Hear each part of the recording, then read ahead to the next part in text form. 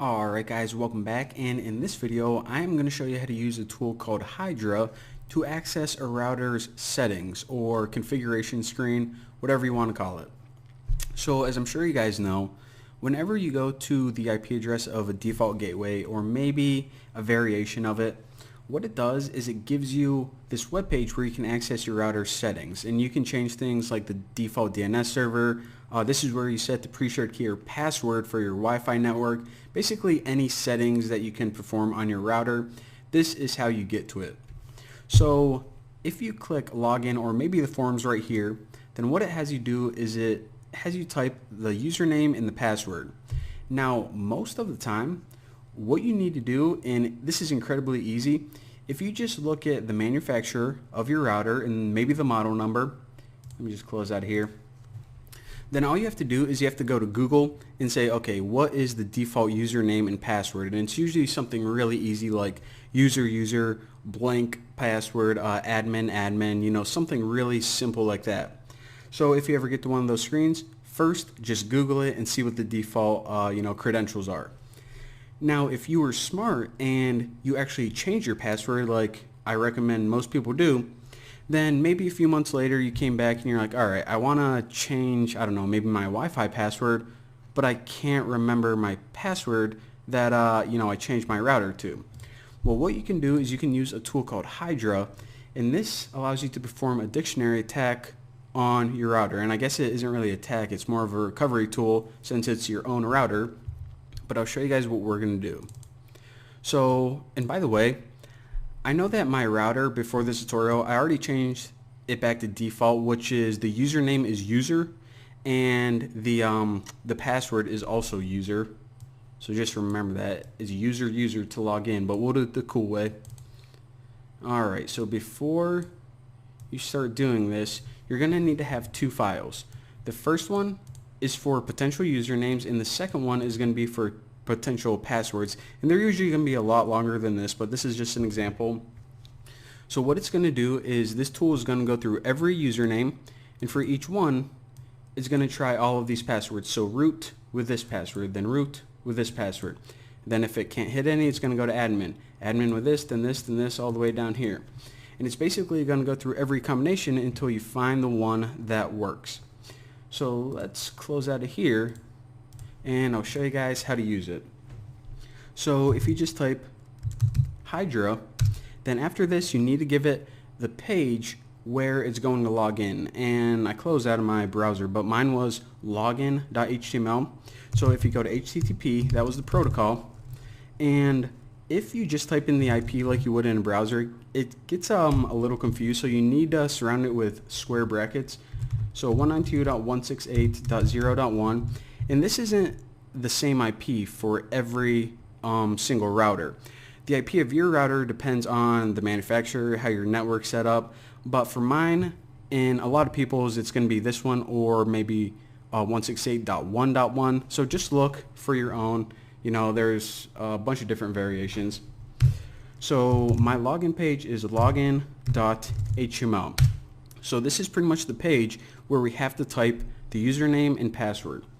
So after this, I'm just going to show you guys a bunch of different parameters that you guys can use. These are very helpful, and I almost do them all the time. Maybe I should just type all of these first. So V, then minus T, we'll do a 4, and that's good for right now. Alright. So this minus ENS right here, this means that, I'll show you guys. Actually, let me bring that back up. Usernames and passwords. So you know how I said that what this is going to do is it's going to look at every username and try every password for it. Well, whenever you have the ENS flag, it's not only going to do that, but it's also going to try, so for this one, the password of root. So it tries itself as a password too, and also a blank password. So this one is going to try all these combinations plus root plus a blank for the password. This one's going to try all the combinations plus admin plus blank for the password. So it just gives you some more options. And by the way, like even my router, the username and password are both the same, user, and I see admin a lot, so this flag is actually really helpful. Minus F, this means exit whenever we find a login. So as soon as we find the credentials that match that we can use, then this stops the program and it doesn't, no use continuing with the rest. We already found what we were looking for. This -V just says to display the results in the terminal verbose. Give me something to look at. This -T4, this says that this is the number of tasks that we're going to run in parallel.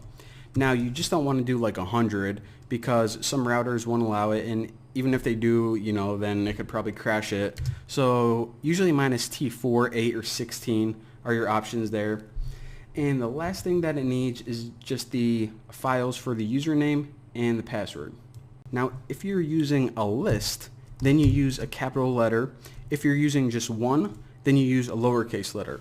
So let's say that I just had one username. I knew that the username was admin. I'm going to do lowercase l, admin.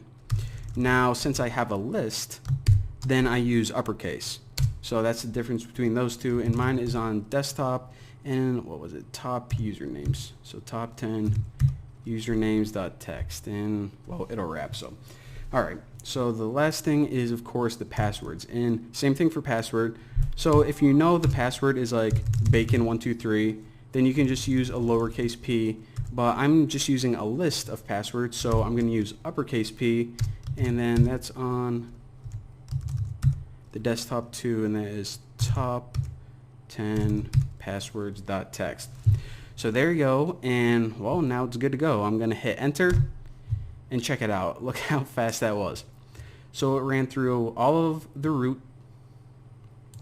So as you can see, it did a root first and then blank, and then it went through the list 1 2 3 4 5 6. It did it for admin. That didn't work, and then it did it for user.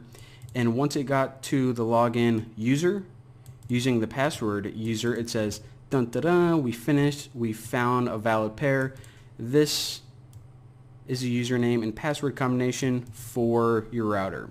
So now we can log back into our router and do whatever we want to do to it. Change the password, DNS settings, maybe put some firewalls up, whatever you want to do, follow your heart. But there you go. That is the basics of Hydra, and I actually want to do like a little mini series on Hydra because there are a lot of different options and just different settings you can use. You can do this for like MySQL and SSH and FTP and well, a bunch of different stuff, but I'm getting kind of ahead of myself. But there you go. Hopefully you guys enjoyed. Go log into your own router, and yeah, see you guys next time.